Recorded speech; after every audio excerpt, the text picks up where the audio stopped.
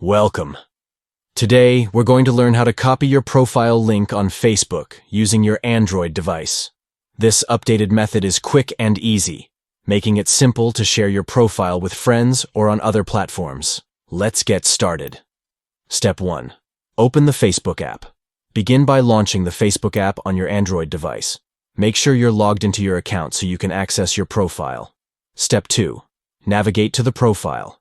Now, find your profile by tapping your profile picture in the top left corner. This will take you directly to your profile page. Step 3. Tap the 3 dots.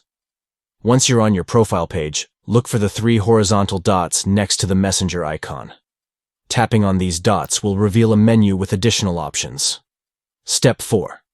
Tap Copy Link at the bottom. In the menu that appears, select Copy Link. This action will copy your profile URL to your clipboard, making it easy to share wherever you want. And that's it. You've successfully copied your profile link on Facebook. Whether you want to send it in a message, post it on social media, or save it for later, this method is quick and efficient. If you found this video helpful, don't forget to like and subscribe for more tips.